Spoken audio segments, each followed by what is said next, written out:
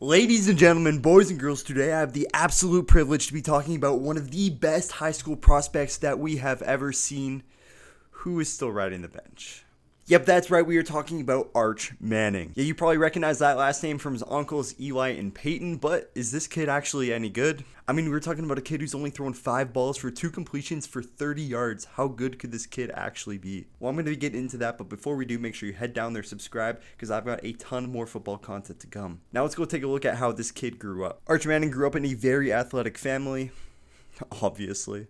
His dad was an all-star wide receiver in high school and had a scholarship to play for Ole Miss when he started to get this tingling feeling in his hands. Now, after further inspection, the doctors diagnosed Cooper, oh yeah, that's his dad's name by the way, with spinal stenosis. So unfortunately, Cooper would never play football professionally again. Now, Arch's mother was also quite the athlete. Ellen Manning was a state championship MVP volleyball player, which is likely one of the reasons why Mr. Manning had his eyes on her. Nice going, Coop. Arch also had 2 siblings, a sister following in her mother's footsteps and playing volleyball for the University of Virginia, and a younger brother, Hyde, who is a very talented offensive lineman playing in high school currently. And then, of course, there's Arch. Arch was not allowed to play football growing up due to his parents fearing an injury with their experiences. So, Arch played flag football and developed as a passer until middle school. Many people thought this may stunt Arch's development, but I think he has actually proven them wrong. In Arch's first snap with the first team in high school, he threw an absolute bomb for a 50-yard touchdown after recognizing a switch to man coverage. And Arch became one of his high school's first ever freshman quarterbacks to be named the quarterback 1. In his first season, he put up nearly 2,500 yards and 34 touchdowns as the media absolutely fell in love with this kid. I mean, this kid was in Sports Illustrated in high school. At that age, I was as happy if a girl in my class even knew my name, let alone Sports Illustrated. Now, Arch began to get interest from several colleges around the nation as coaches longed to have a piece of the Manning legacy. But what makes Arch Manning so different? He showed his maturity by being able to avoid social media and not let the fame get to his head. Even to this day, the only thing that Arch really cares about is football and development, which led him to the school where he is at now. But more on that to come later. In Arch's sophomore year in high school, he threw for 1,900 passing yards, 21 touchdowns, but showed his versatility on the ground by adding another 8 rushing touchdowns. Manning in his junior season put up nearly 1,900 yards, 26 touchdowns, and over 350 rushing yards with another 7 rushing touchdowns, which earned him a way onto the 2021 first-team All-State team. This also made Arch the top recruit in the nation out of every single position in football. But this is also the time when Arch started to receive a lot of pushback. He was playing in a high school division considered to be one of the lowest levels of football, and Arch never really saw elite talent until the playoffs where he struggled.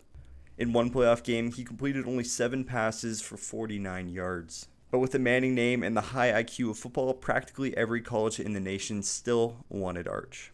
The Texas Longhorns decided to spend over $250,000 to host Arch and a few other prospects on a visit to their facilities where they would try to persuade the players to sign with them. Now for Arch, this definitely sealed the deal. Arch committed to Texas just 4 days after the visit. Arch went on to shut the haters up then in his senior year of high school, putting up 2,300 yards, 34 touchdowns with only 2 interceptions. Oh yeah, and he rushed for another 6 touchdowns. I mean, come on.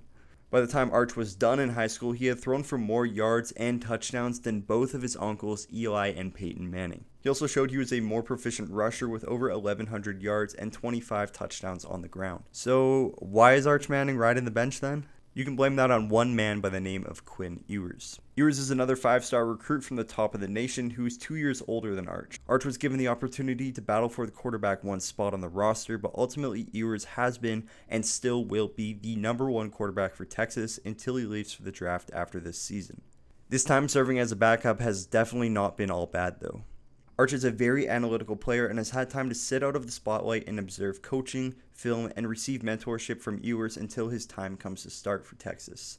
I mean, in the meantime, really all we can do is wait to see if Arch is really that elite prospect that we saw in high school, or if he's being propped up by the Manning last name and by his weak competition. Now, I want to hear what you guys have to say. If you are a Texas fan or if you watch college football, let me know down below what you think Arch Manning will do and if he is really going to live up to the hype that he's getting. And be sure, if you like football content, to go down below and hit subscribe. I'm going to be having a ton of football content to come, and make sure you drop a comment on what you want to see next.